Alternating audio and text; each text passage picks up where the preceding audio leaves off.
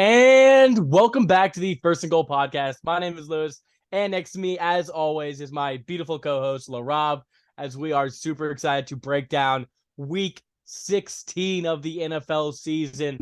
Laraib, 2 more weeks, and then we are officially in the NFL playoffs. Uh, pretty good week, a long weekend of football games on Thursday, Saturday, Sunday, and we were filming this on Monday before the Monday Night Football game with the Chargers and the Colts. So a lot of football to discuss, to talk about as we are approaching the playoffs at this point. Laura, anything you want to say before we hop into our picks this week? Yeah, man. I just want to say that so far this season, I have not, I can't remember this many teams being able to make the playoffs coming into week 17 and week 18. We just have Yep. so many scenarios of this team loses, this team wins, yada, yada, yada. So much stuff can happen, Lewis. Even though we have a couple teams have clinched, there's still a long way to go, long 2 weeks for some of these teams, Lewis. But I know you're anxious to get into the picks this week. You, of course, win another week, and now you're up to with 2 weeks to go, so I can only tie. But neither of our locks upsets hit. Both of our locks hopefully will hit for you. But it really came down to Miami, Green Bay. I could have tied if Miami won, but Tua throws 3 picks on 3 consecutive drives, and it just takes the wind out of my sails on Christmas. Yeah, and a Minnesota Miracle with a 61-yard made field goal to really put your upset away. Plus, the Saints get it done in the negative chill effect in Cleveland. Deshaun Watson got humbled in that game yet again. He couldn't massage those kinks out, as you love to say. But it was a very, very good week for the picks. Very good week. Just for weekend for the holidays, being with your family. So we want everyone to appreciate these holidays. And yeah, Laura, you can tie, but as we both know, the regular season is one thing, the playoffs are another, and that's where you got me last time. So I need to make sure that I don't let that happen again. I'm still sharp come playoff time. But let's go ahead and hop into our New Orleans Seattle corner, Larob. I'll start with a Saints victory. And honestly, it wasn't even a game that I expected to go, because I expected a big running attack, which Alvin Kamara was very effective in the game. Taysom Hill scored a touchdown, and we had to run the ball because, Andy Dalton was actually pretty sharp on Sunday. It was just a lot of drops in the weather, a lot of banged up receivers, Olave out, Landry out. So it was basically throwing to guys like Keith Kirkwood, Marquez Callaway, Juwan Johnson. And these guys, in that weather, you weren't expecting much out of them. So really good win. The defense played very well. Deshaun Watson was just flustered. And to my chagrin, we're still alive. And when you get to this point of the season, you're still alive, but it really doesn't really feel like it. You just think of all the missed opportunities. You think of the Bucks game. You think of the Cardinals game. You think of all these games where if one thing happened or two things, the double doink in London against the Vikings. Like, there are so many things that could have gone right for the Saints team this year. And of course, we're still alive with 2 weeks left, and I hate it. I just want the Eagles to put us out of our misery next week. I really want that to happen. But yeah, that's the Saints season for you. Just a tale of missed opportunities and shooting ourselves in the foot. And it's going to end pretty soon, Saints fans. Well, maybe not, Lewis. And then going on over to my Seahawks, we lose a 4th week in a row. Started 6-3. Now we are at 7-8. We don't control our own destiny for the playoffs, but it's not over. Talking about a little bit of the game against the Chiefs, facing Patrick Mahomes. You're just slicing up our defense on the ground and through the air. We were really missing Tyler Lockett out there. DK Metcalf is a huge physical receiver who can, stretch the field with Tyler Lockett with those intermediate routes and those short routes. You can be Gino's safety blanket. We're sorely missing him out there. Now 2 weeks left to go. Hopefully he can come back against the Jets. But, another bad performance by the defense. Just, every single defense plays bad when they're facing Patrick Mahomes. But, throughout the season, we've been just dwindling, going down and down every single week. At one point in the season before we faced the Bucks, we were top 10 in DVOA in offense and in defense. But, how the tables turn or how the turns table. And so, we still have a shot, Lewis. I'm not giving up hope just yet, but maybe we start looking towards the future a little bit. All right, well, let's move on now to our favorite segment of this show, bringing it back late in the season. We have cap or no cap, Laraib, and I'm going to go ahead and start with you. This weekend, a huge victory for the Dallas Cowboys, beating the Eagles at home. It was a wild game, high scoring. Even without Jalen Hurts, Gardner Minshew stepped up and led some very, very convincing scoring drives, but they could not get it done in the end. And the Dallas offense prevails in this one. So, did this win against a high caliber team in the Eagles prove to you, cap or no cap, that the Cowboys are Super Bowl contenders this season, Laraib? I'm going to say cap on that, Lewis. Now, I know they had a great victory. The offense puts up 40 points, Lewis.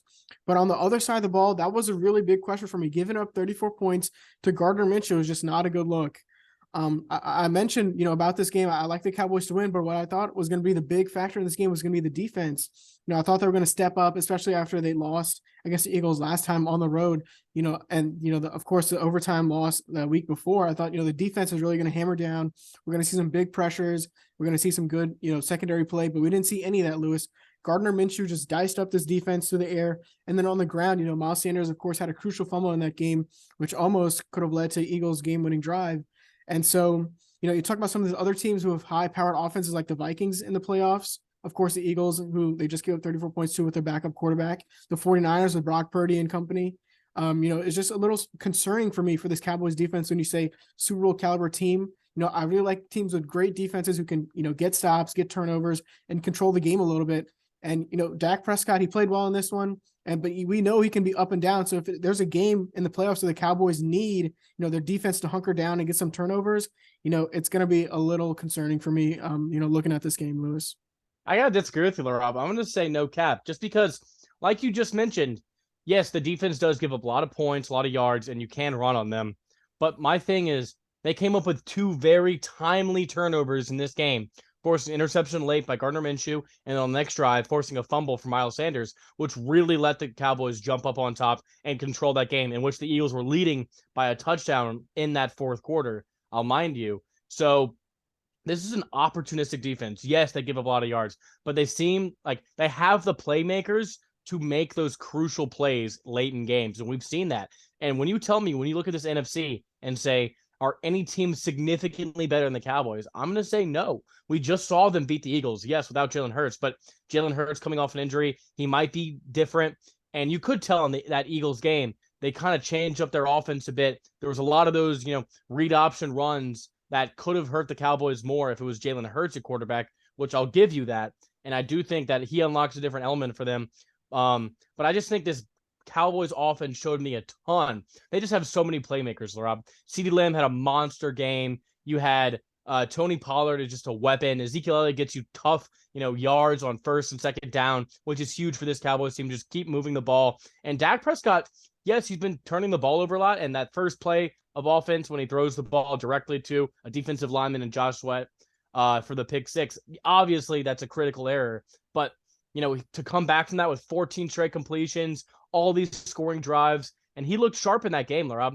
My only concern is on the road and in situational football, I don't really trust this team, especially with Mike McCarthy and Dak Prescott, those situations like that. But with this NFC, I mean, Brock Purdy, do we really trust him to win a road playoff game or a big playoff game yet?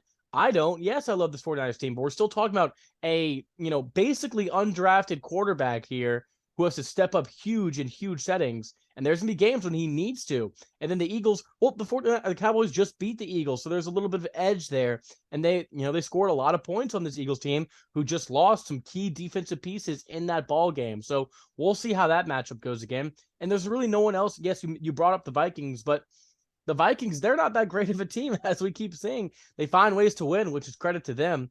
But, I just think we saw when the last time the Cowboys played them, they blew them off the field. So it's hard for me to say that the Cowboys aren't a Super Bowl contender.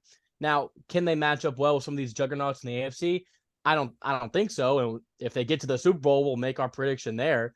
But I really do like this Cowboys team, just their offensive firepower and the defensive firepower, just in terms of situational turnovers. They make you make mistakes when you don't need them the most, and they capitalize on them with this offense. So that's why I do think the Cowboys are a Super Bowl caliber team, Larob. Oh, Lewis, I'm predicting a first round or second round exit with this team. You can talk about the players on there, but it really comes down to coaching. And I know you said situational awareness, but Dak Prescott has thrown a pick six in back-to-back weeks in crucial moments, Lewis. I mean, so they win against the Eagles and, they get it done against Gardner Minshew, and that opportunistic defense wasn't so opportunistic against the Jacksonville Jaguars 2 weeks ago. But, we'll see what they can do. But they did. They forced a fumble late on Trevor Lawrence in that ball game, and it was just, situationally, they could not figure out how to get a first down and chew the clock out, so they had to punt it away. The defense got a turnover late in that game, and it's just, you got to build up on these things. Defense, now, if the defense could hold a 17-point lead, then the offense wouldn't have to do anything at all. So that's fair. But hey, these are the type of games that get your medal up going into the playoffs. It's not going to be easy. And they have experience. It looks like they might be facing Tom Brady and the Buccaneers first round in the playoffs. And so, Tampa Tom always got something left in the tank. So we'll see how opportunistic that defense can be against Tom Brady, Lewis. But let me ask you, with the Thursday night win, the Jacksonville Jaguars now control their own destiny in the playoffs. Do you think they can make the playoffs, first of all? And do you think they can make some noise in the playoffs? No cap, Laraib. I do think that the Jaguars will win the AFC South, and when they do make the playoffs, I think they will be a dangerous team. Let me just start off with the division. Obviously, Ryan Tannehill being out for the season really torpedoed the Titans season with a really disappointing loss to the Texans last week. The Jaguars are currently in first place in the division, and then you have the Titans who play the Cowboys. We'll get to that game later in our Thursday Night Football breakdown. And that's going to be a really tough game for Malik Willis and this team. And then you need them. The Jaguars play the Texans next week, who, frisky Texans, don't sleep on them. And I think the Jaguars are going to know that going into the game. I think they're going to get the job done. And it's ultimately going to come down to week 18 when they face each other for the division. And I like the Jaguars in that matchup. We know how teams, flail in Jacksonville late in this season. Carson Wentz. He's back, baby, but we'll get to that later. But I just think, this Jaguars team, they've shown a lot in these past few weeks. Trevor Lawrence has been elite, and he's living up to his potential as that first-round pick, as one of the few generational quarterbacks to come into the NFL. With Doug Peterson really sharpening his skills, he's getting in touch with a lot of these receivers. Their running game is looking really good. Shout out to JaMychal Hasty and Travis Etienne. They've been running the ball very well. And even Trevor Lawrence has been running the ball very well. Now, you want to, maybe slow down on the design quarterback runs, Doug Peterson. I know they work, but, this is Trevor Lawrence. He's 6'6". He's like baby giraffe legs out here. We don't want to mess him up come playoff time. But if it's a first-round matchup against a team like the Chargers, who they already beat this season, beat them real bad, a team like the Ravens, who they already beat this season, they beat them real bad. The Jaguars have pretty quality wins over most of these AFC playoff teams already. And so I think they have the experience that I think they can make noise. Now, I don't think they're going to get out of the second round. Definitely not getting to the Super Bowl. But, this is a team that you can start seeing their youth come into play, all this talent on the outside, and their defense has really been playing well, Laraib. So I think this is a team that, yes, can make noise in the playoffs when they get there. What do you think? Yeah, Lewis, and I have to agree with you. We talked about the inconsistencies of this team all year long, right? They play great one week, and they played really bad one week.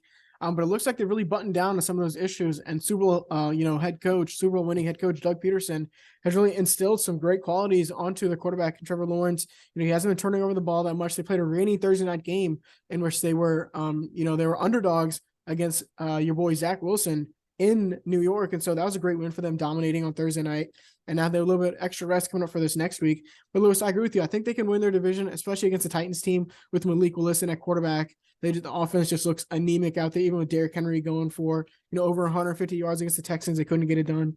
And so I like this Jaguars team to make the playoffs just like you. But when it comes to playoff time and they're facing a team like the Chargers or they're facing a team like the Ravens, you've said they've beaten them, but this is a revamped Chargers team. And the Ravens, their defense has also been a little bit revamped as well. And so going into some of these games, they're going to be hosting a home game, Lewis. All the Jacksonville fans are going to be going crazy. All of them. But I just don't think Trevor Lawrence will be able to keep up with some of the other teams on offense. That's a fair assessment. And yeah, this is a young team. I don't have much expectation for them.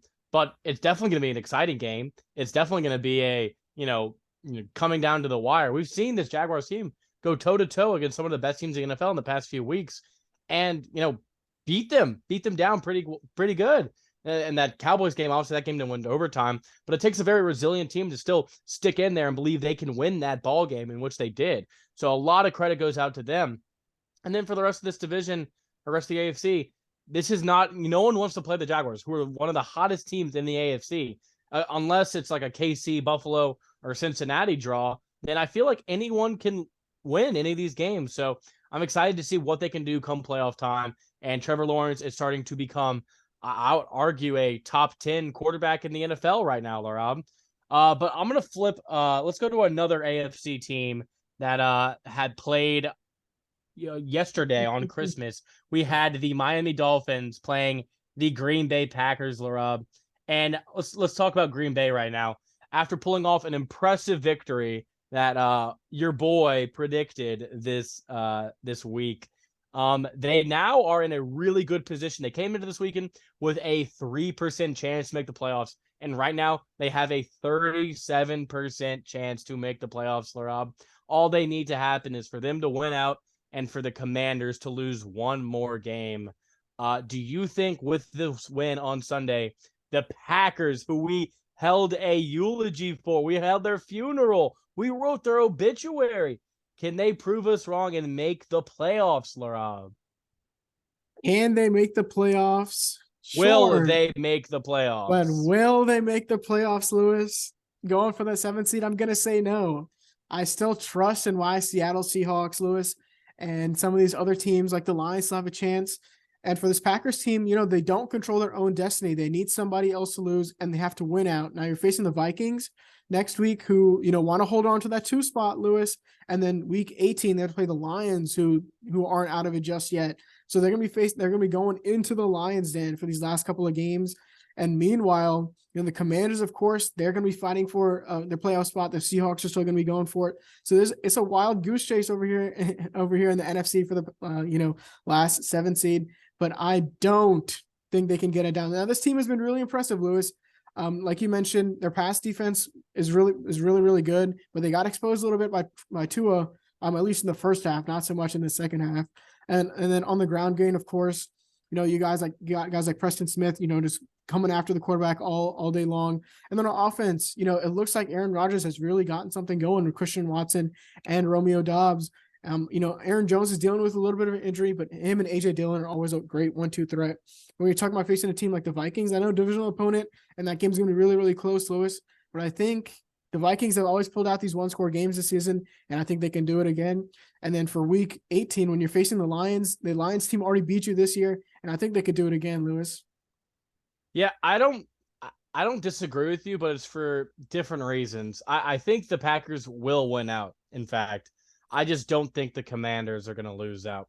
The Commanders host a woefully bad Browns team, as we saw, because the Saints beat them last week. And then they go in to a game against Dallas in week 18, in which Dallas will most likely have the 5th seed locked up.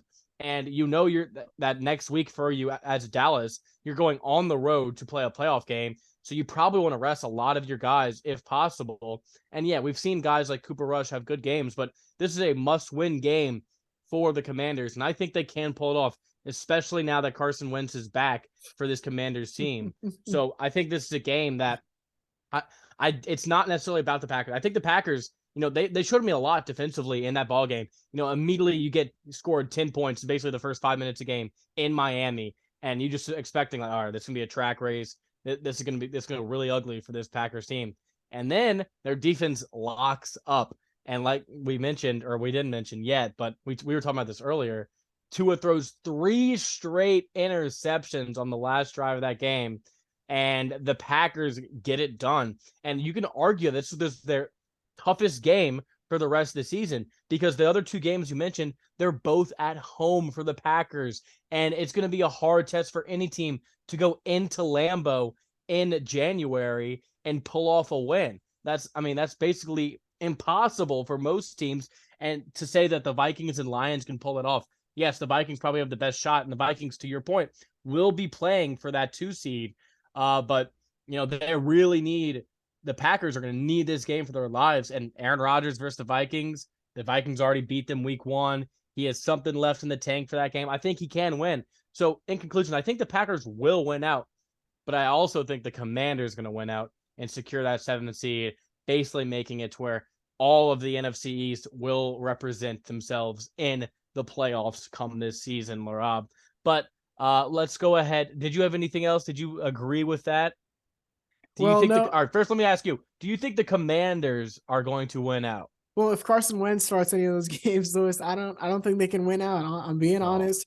He hasn't played most of the season, Lewis, and looks like Taylor Heineke has really taken command of that locker room. He's got great rapport with some of those wide receivers. I mean, everybody looks bad when you're playing against the 49ers defense. I mean, just be honest, Lewis. I mean, Carson Wentz didn't look like Jesus out there. I mean, you're better than Heineke. I mean, of course, he had a garbage time touchdown when the game's over, but we'll see how this Commanders team pans out. It's gonna look really, really bad for you, Lewis, when Carson Wentz forces his Commanders team to miss the playoffs. But for the Packers, I know you talk about a little bit of their home game, just how well they play in January, but they've had some home losses this year. Lewis, they've lost to the Jets at home. They've lost to the Titans at home. And so, some of these losses at home, maybe they're undefeatable in Lambeau, but we'll see how that pans out for the Packers list. But I want to ask you our last cap or no cap. We saw the Packers play the Dolphins this week. Now the Dolphins have lost 4 games in a row. Do you think this Miami Dolphins, cap or no cap, the Dolphins make the playoffs? I'm I will say this gonna team say controls its own destiny. right, and that's the hardest part because they have a win up on all of the other teams in this AFC. And I'm gonna say no cap. I think you are correct. But man, this does not look good for this Dolphins team. The confidence we felt like 2 weeks ago about this team versus how we feel now. Like now, I think it's going to be an ugly playoff game, whoever they go up against. And I just don't feel confident in Tua as a quarterback in these big spots. So can he win out and, punch their ticket to the playoffs? Well, against the Patriots and the Jets, you should be able to. But this next game in New England for Miami, I don't feel confident in Tua. Like, yeah, New England's been bad, but this Miami defense has been underwhelming. Tua's been bad, and this Patriots defense could really cause problems for Miami. Now, it's hard for me to pick a team that goes in over them. This is honestly kind of a wait and see for next week to what I think happens. But ultimately, I do believe the Dolphins make the playoffs just because of how their season started so hot. And I think they limp in to the postseason, Laraib. Yeah, and I have to agree with you. I think if they can just get one more win against the Patriots or the Jets, they could sneak in. And even if they do, of course, I would say they have below or maybe even a little bit above 50-50 shot to get in right now because you're facing some of these teams, Lewis. The Patriots aren't out of it yet. The Jets are not out of it yet, and they're going to be, clamoring for that 7th seed. But I do think they can get in, Tua on 3 straight drives, crucial in the 4th quarter, just interception. Thank goodness my boy Jalen Waddle got his 25 fantasy points before Tua decides to, go crazy on the sideline. And so, looking at this team, they're going to eke in Lewis just because Mike McDaniels is going to have to coach up something, script a bunch of plays for Tua because he just looked terrible against the Packers secondary. And when he started off the game hot, Lewis, he threw for over 200 yards in just the first half. And then in the second half, everything just falls down. And I think it has to contribute a little bit, Lewis, to the run game. The run game has been non-existent all season long. And then when you have all 8 guys, going back into coverage, it makes it really, really difficult for a quarterback. You can't play action. We haven't seen him move out of the pocket that much, Lewis. And so, and with the defense playing bad, I just don't think, they'll make that much noise in the playoffs, and they have to face a team potentially like the Chargers or the Bills or maybe even the Chiefs if they, keep that number 2 seed. But I think they make it, Lewis. It's going to be really, really hard to watch this team in the playoffs. Maybe be more interesting to watch the Jaguars face a team like the Chargers, like you mentioned a little bit earlier. But I do think they make it, Lewis. Yeah, I agree, but it's like it's a begrudgingly thing that neither of us have much confidence in this team, which is unfortunate because we were talking about this team a few weeks ago as if they were, one of the dark horses in the AFC, and they had the offense that was humming. Their defense was opportunistic. But it turns out they were playing a lot of, mediocre to bad teams and that big winning stretch they had. And now that they played 4 straight games against teams that have 7 wins or more at this point of the season, they've struggled. And so it'll come down to these last 2 weeks against 2 really good defenses, not great offenses, and you got to prove your worth coming in to the finality of this season, Laraib. But let's go ahead and move in to our upper echelon of teams this season, our top 5 teams of the NFL. I'll let you start going from the best to the 5th best. Who are your top 5 teams in the NFL, Laraib? For the best team in the NFL, Lewis, I'm going to pick the Kansas City Chiefs, but right on their tail is the Cincinnati Bengals, who have been playing spectacular football to close out the season. Then at the number 3 spot, I got the number 1 defense in the NFL with the 49ers. At the 4, I'll take the Philadelphia Eagles. And at the 5, I will take the Buffalo Bills. So we have the same 5. I'll tell you that right now. But in a much different order. At the number 1 spot for me, I still have the Philadelphia Eagles, despite the loss. I just think if Jalen Hurts plays in that game, and for Gardner Minshew to go on the road, he missed a whole day of practice. Rest in peace to Mike Leach, amazing college football head coach. To go on the road in a situation like that against a really good defense and still put up 37 points, that's pretty spectacular. So credit to the Eagles. I think if Jalen Hurts gets back, he will get back. They're going to be the most dangerous team in the NFL. Some of their defensive players did go down, though, which is concerning, but we'll see how that unfolds later on. My second team, you mentioned right on their heels. I think they're past their heels. I have the Cincinnati Bengals as my 2 seed. They're just they find ways to win, and that's the mark of a good team. We saw 2 weeks ago against the Buccaneers, they get down early, then they dominate. In this game against Patriots, they start out dominating, and it looks like the Patriots are going to come back and have a huge victory. And the Bengals shut the door in their faces, causing a huge fumble in the red zone and basically icing that game. So right behind them, like you mentioned, I have the Kansas City Chiefs. They haven't been playing that dominant against teams they should be dominating recently. You could say they dominated Seattle, but that was a game that was it was weird. Winning by 2 touchdowns isn't dominating. I know, but it's in Kansas City. Yeah, I guess it was. But then again, it's Seattle. It's not like it was a good team. Then you have my 4 team. I have the San Francisco 49ers. Like you said, best defense in the NFL. It's just a thing of consistency on offense, which we were talking about before, Jimmy G even got hurt. It was just this team getting a little too cute at times. But seeing George Kittle starting to get unlocked soon, Deebo Samuel should be coming back for the playoffs, which is huge for them. Just the way they're using George Kittle now and how dominant he looked back in the 2019 season when they made the Super Bowl, it's, huge for this team now going into it. And then finally, I have the Buffalo Bills as my 5th team like you. They're just, they're too good to leave out of this list, but also just been too inconsistent. Josh Allen has been playing some pretty bad football recently. But, with their defense, with their identity, we still trust Josh Allen as a quarterback.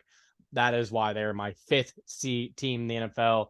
That's why I still have faith in the Eagles. And this is kind of a projection thing for the Super Bowl, in my opinion. I think if the Eagles match up with these teams, they are the best team, in my opinion. But the Bengals have a very good argument. It was hard for me to leave them out. And of course, Mahomes is Mahomes.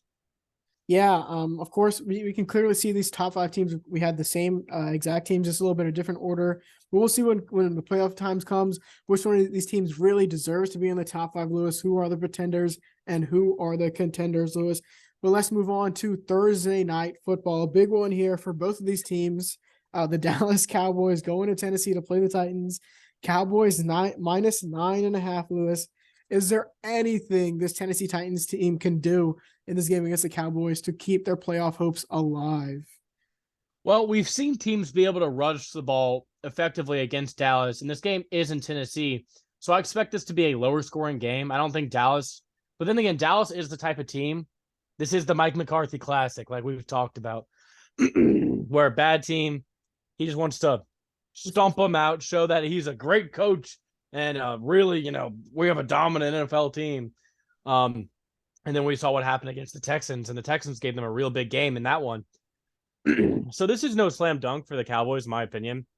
But after seeing the Titans last week, Malik Willis just does not look like an NFL ready quarterback. He has potential. He has some flashes. Yes, I'll admit that.